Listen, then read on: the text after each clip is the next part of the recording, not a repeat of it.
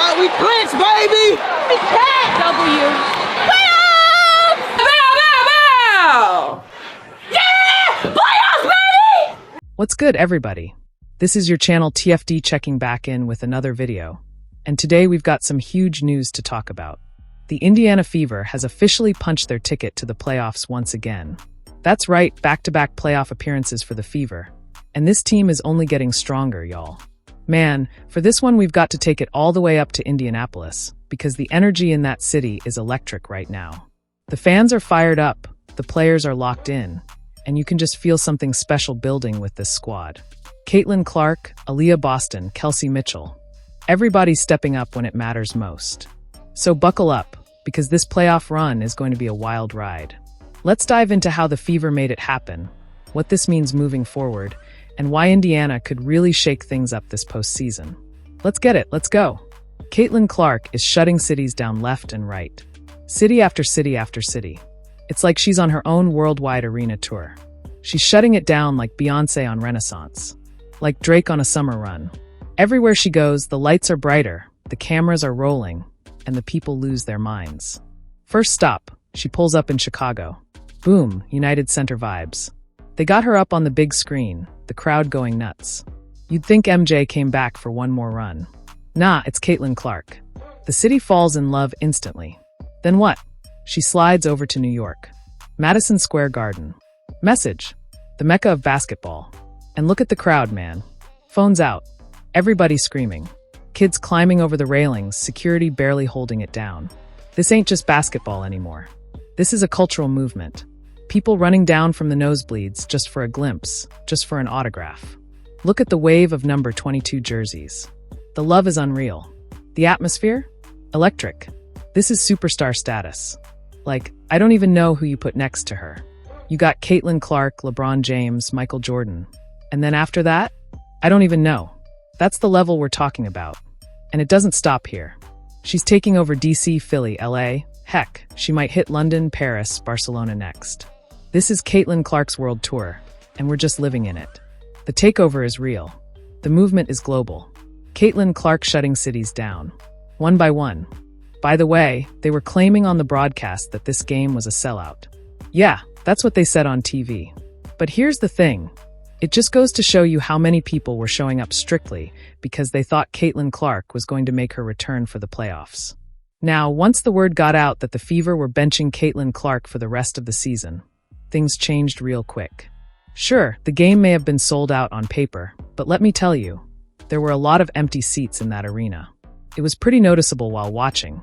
I had this one running on my smaller screen while Red Zone had my big TV locked down, and man, you could see whole sections where people just didn't bother to show up. That excitement, that buzz, it felt different once Clark was ruled out. 94-65 was the final score in this one. Kelsey Mitchell? Yeah, okay, she went 4 of 10 from the field, finished with 10 points. Aerial Powers stepped up with 15, Natasha Howard gave them 17 solid ones, and Aaliyah Boston did her thing. 12 points, 11 boards, another double-double. And you already know, when Boston gets those double-doubles, this team usually walks away with wins, unlike Angel Reese over there. Damiris Dantas chipped in 9, Shea Petty dropped 13, and once again Michaela Timpson. Might as well be in witness protection. 5 minutes and 15 seconds on the floor? That's just nasty work from Coach Stephanie White. And then for good measure, Sonia Citron. Yeah, she just came out blazing, gave them 17 in this game. Kiki Iriafin added 11 and Lucy Olsen got herself 15 minutes of run, finished with 4 points. I know a lot of y'all Iowa fans tune into this channel, and yep, that's where she came out of. This was a beatdown. A straight up, no doubt about it, wire-to-wire beatdown. And you know what? I gotta give credit where credit is due. First name I'm calling out, Coach Steph. Yeah, don't get it twisted. I still don't want her here next year. I still want her gone. Gone, pack the bags, see you later. I stand on that. But today, I gotta tip the cap. Why? Because all year long, Stephanie White been selling herself as this defensive coach. And let's be real, we've been trashed defensively. Garbage. We gave up 100 plus to the Sparks. Got smacked by 30 against the Lynx. We've let every team have their way with us. And today the defense showed up. Today we held them to 65 points. That's how you put the seatbelt on. That's how you lock the car doors. That's how you shut the lights off. And who led the charge? You already know, Lexie Hull. That's the energy. That's the engine. Flying everywhere, making life miserable for whoever she guarded.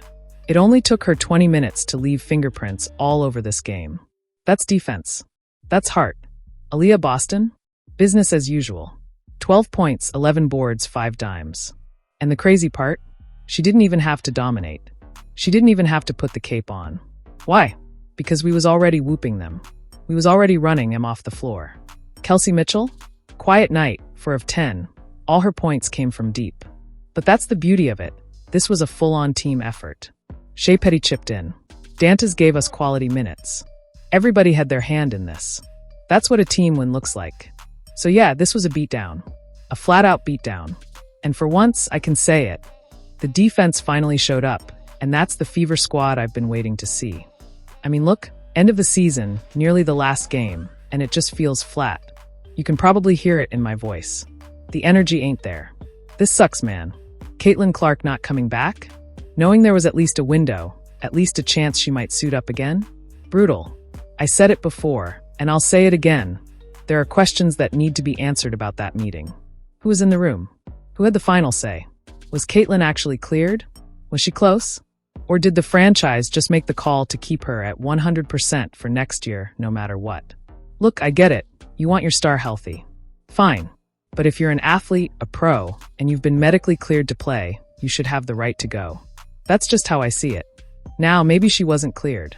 Maybe it was 90, 92, 95%. Close, but not all the way there. If that was the case, and it was just fatigue or some lingering soreness, then yeah, I wanted her out there. I wanted to see what this team looked like with Caitlin Clark in the playoffs. Even a limited Caitlin Clark changes everything. And here's the kicker. Natasha Howard literally thought she was coming back at one point. So what happened? Did the team pull the plug? Did the doctors say no? Was it a front office decision? We don't know. And the fact that we don't know is frustrating. Because think about it. What if Caitlin played round 1? Could they have made a run? Could they have snuck into the semis depending on the matchup? Maybe. Maybe not. But we'll never know. And that's the part that stings. The chance was ripped away. Yeah, they got a win against the Mystics, but let's be real. The Mystics looked done. Lifeless. They were a playoff contender earlier in the year, and then they just collapsed. Nothing left in the tank. So, sure, Fever finished strong, but the what if is still hanging in the air. Now we roll into the off-season with more questions than answers. What happens next? What changes get made? And most importantly, when do we see Caitlin Clark back on the floor again? That's where I'm at. That's how I feel. Let me know what you guys think. Fever get a win. Season's over. Peace, I'm out. One more here. All the way. Right there. Right here. Yeah. Okay, come back. Right there.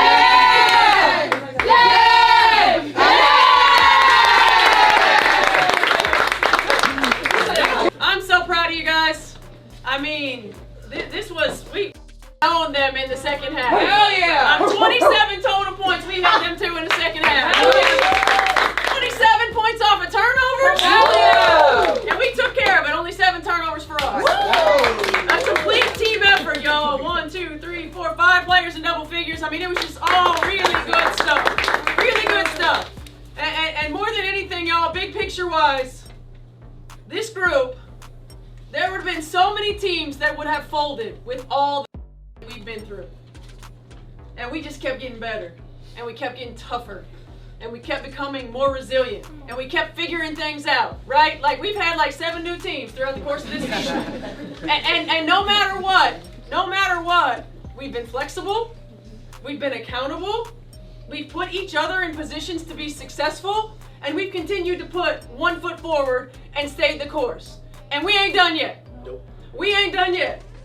Okay, we got another one on Tuesday, and in the playoffs, ain't nobody gonna want to see us. Nobody. No one is gonna want to see us. That's right. Nobody. I'm not gonna sing it, but yes. Okay.